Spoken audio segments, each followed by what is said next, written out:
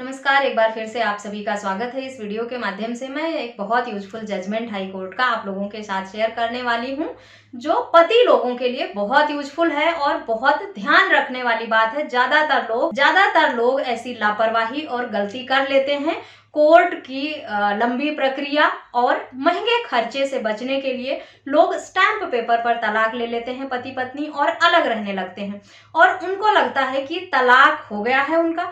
ऐसे में उनकी पत्नी भरण पोषण की मांग नहीं कर सकती है, वो मेंटेनेंस देने से बच जाएंगे। वो दोनों अलग रहते हुए शादी भी कर लेते हैं, अपने जीवन में आगे बढ़ जाते हैं।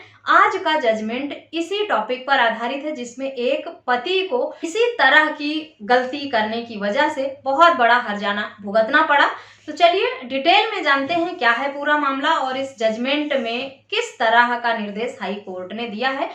इससे पहले मैं जजमेंट पर डिटेल में चर्चा करूं, आपको रिमाइंड करा दूं, अगर मेरे चैनल पर नए हैं, अब तक सब्सक्राइब नहीं किया है तो प्लीज सब्सक्राइब करके बेल आइकन को जरूर प्रेस करें, ताकि इस तरह की और भी इंफॉर्मेटिव वीडियोस आपको घर बैठे मिलती रहें। संबंधित मामले में पति पत्नी दोनों की शादी हुई। शादी के कुछ समय बाद उनके बीच में अलगाव हुआ, विवाद उत्पन्न हुआ, उनके बीच में बनती नहीं थी। उन्हें लगा उनका घर बसेगा नहीं और उन्हें ऐसे रिश्ते से अलग हो जाना चाहिए, क्योंकि दोनों सहमति से अलग हुए थे और उनका कहना था, और उनको लगा कि जब हम दोनों सहमति से अलग हो रहे हैं, फिर हमें कोर्ट में जाने की क्या जरूरत है। उन्होंने स्टैंप पेपर पर अपना डाइवोर्स बना लिया और दोनों सेपरेट होकर रहने लगे। उनको लगा कि उनका तलाक हो चुका है। इस तरह की गलती बहुत लोग करते हैं। काफी लोगों ने मुझे भी मैसेज करके पूछा है कि उन्होंने स्टैंप पेपर पर तलाक ले लिया है और पति पत्नी अलग हो गए हैं, सालों से अलग रह रहे हैं, दोनों लोगों ने शादी भी कर ली है, अलग अलग रिश्ते में बंध गए हैं। तो क्या अब उनकी पत्नी उनके ऊपर झूठे मामले दर्ज करा सकती है, उनसे मेंटेनेंस मांग सकती है? बिल्कुल मांग सकती है, झूठे केसेस भी कर सकती है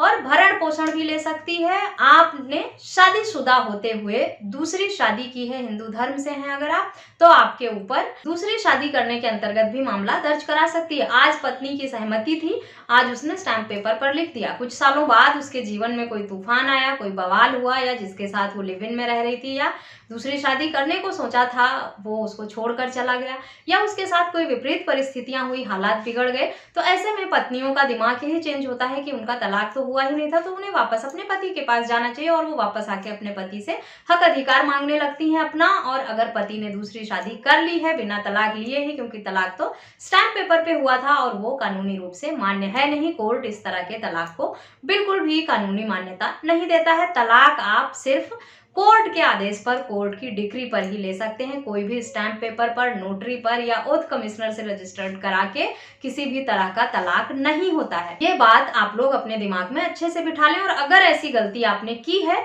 तो उसका हर्जाना आपको अपनी पूरी लाइफ में कभी भी भुगतना पड़ सकता है, जैसा कि इस मामले में हुआ था। पति पत्नी ने सहमति से कोर्ट के लंबे प्रोसीजर से बचने के लिए सालों तक कोर्ट के कौन चक्कर लगाए, कौन इतने पैसे खर्च करे, चलो हम लोग नोटरी पर तलाक ले लेते हैं या स्टैंप पेपर पर एग्रीमेंट बनाकर तलाक ले लेते हैं।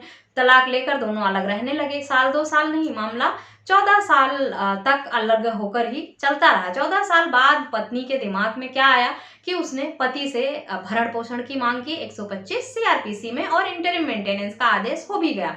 पति फैसले के खिलाफ अपील में गया हाई कोर्ट में। उसने कहा हम लोग 14 ईयर्स से अलग रह रहे हैं, 14 सालों से अलग हैं हम, और इसीलिए पत्नी भरण पोषण की मांग नहीं कर सकती है। दूसरी बात, हमारा तलाक हो गया है। के पास तलाक को प्रूफ करने के लिए स्टैंप पेपर पर किया हुआ सिर्फ एग्रीमेंट था, जो कोर्ट में मान्य नहीं था कानूनी रूप से। कोर्ट तो तलाक की डिक्री देखता है, उसके बाद ही डाइवोर्स हुआ माना जाता है। पति के पास कोई डाइवोर्स की डिक्री नहीं थी, इसीलिए उसके हक में ना तो भरण पोषण के मामले को लेकर सुनवाई हुई। पति ने ये हवाला दिया कि 14 साल से उसकी पत्नी अलग रह रही थी और 14 साल में उसने कोई भरण पोषण नहीं मांगा, ना मैंने उसको एक भी रुपए खर्चा दिया। इतने सालों तक वो कैसे खा रही थी, कैसे रह रही थी, जैसे इतने साल खाई है, कमाई है और अपना गुजारा किया है, वैसे अब भी कर सकती। लेकिन कोर्ट ने एक भी नहीं सुनी पति की, और उसकी जो याचिका थी उसे डिसमिस कर दिया। उसके हक में फैसला नहीं हो पाया। इस तरह की गलती करने से आप लोग बचें।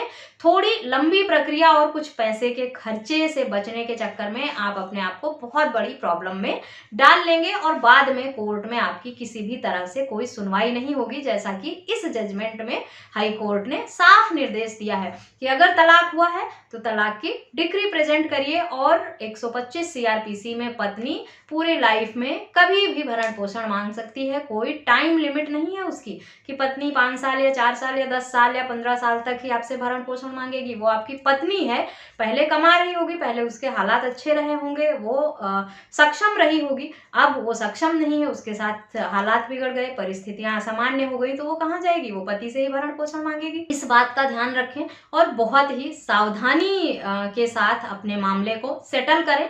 अगर आपका पार्टनर म्यूचुअली तलाक देने को रेडी हो गया है तो आपको 6 महीने का भी वेट नहीं करना पड़ेगा। अब म्यूचुअल डाइवोर्स में अगर आप सालों से अलग रह रहे हैं और म्यूचुअल डाइवोर्स फाइल कर रहे हैं तो आपको 6 महीने का जो कूलिंग पीरियड है वो भी खत्म करने का विकल्प कोर्ट दे देता है। आपको हफ्ते 10 दिन में ही डाइवोर्स मिल जाएगा।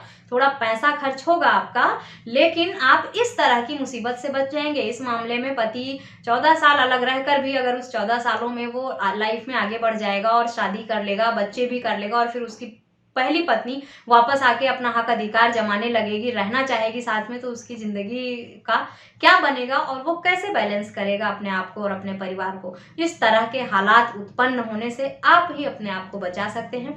इस जजमेंट का लिंक आपको वीडियो के डिस्क्रिप्शन से मिलेगा, वहां से आप पढ़ सकते हैं, समझ सकते हैं। जजमेंट को पढ़ने के बाद या वीडियो सुनने के बाद आपके मन में किसी भी तरह का कोई सवाल आता है तो वीडियो में दिए गए व्हाट्सएप नंबर पर संपर्क करके आप मुझसे पूछ भी सकते हैं या आप कमेंट करके भी पूछ सकते हैं। वीडियो यूजफुल लगी है तो चैनल को सब्सक्राइब करना और वीडियो को और अधिक लोगों के साथ शेयर करना बिल्कुल भी ना भूलें, ताकि लोग इस तरह की गलती करने से बचें और भविष्य में उन्हें इस तरह के हालातों में या परेशानियों में ना उलझना पड़े।